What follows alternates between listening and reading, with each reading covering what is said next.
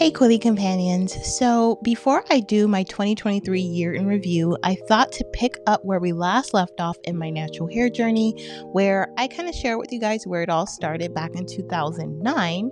And here I am in 2019, impulsively relaxed my hair, but I big chopped about 9 months later. I was completely over it. And so the Lord had given me a dream that I went to a barber shop back in 2019, but because of COVID and I was dragging my feet, I had to do it myself.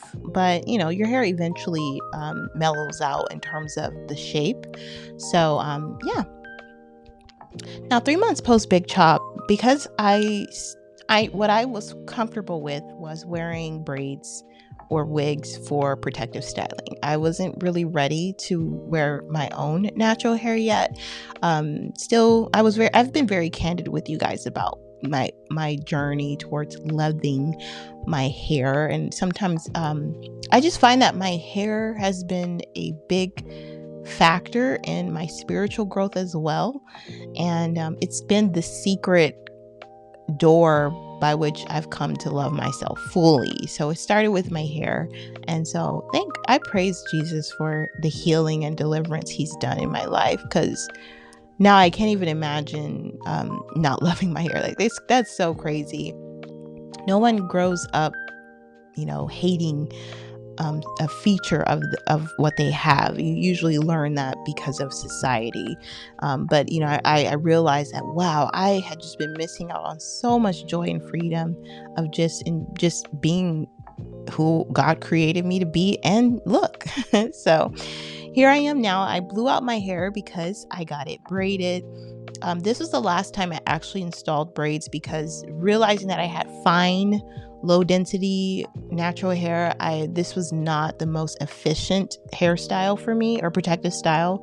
Girl, I loved my braids. Every now and then I'm itching to get some, but my scalp has an allergic reaction to braiding hair, and again, it's just the tension is not good overall. That's why I have a lot of thinning on my edges today.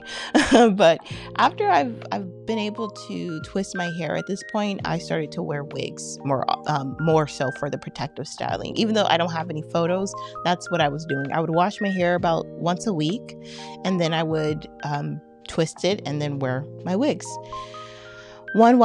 This was a twist out I've done, not to wear it out, but just from the wigs, preparing to wash my hair again. And yeah, my hair was pretty much thriving at this point, but this is where the rubber started meeting the road, because I needed to fall in love with my hair. And so what I challenged myself to do was, from May on, I would not use wigs, weaves, braiding hair, nothing to protective style. I was going to learn how to protective style with just my natural hair. And of course, that allowed me to really deal with the self-resentment, because I was forced to see it every single day, go out with it every single day, exercise with it. And so what ended up happening, though, was that I started to fall more in love with it, because I became familiar.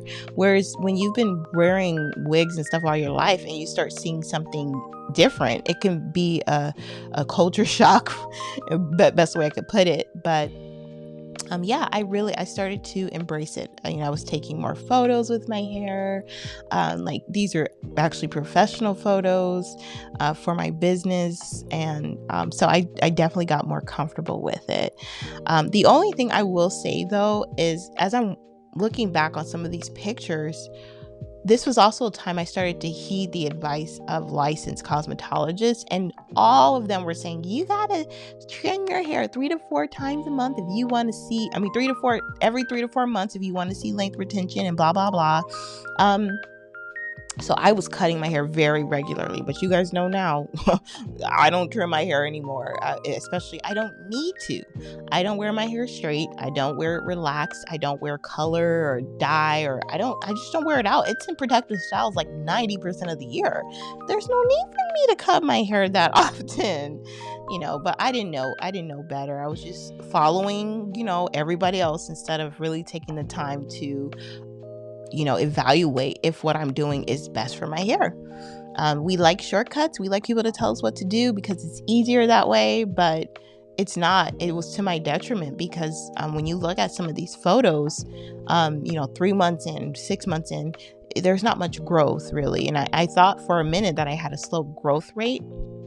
And I could have one.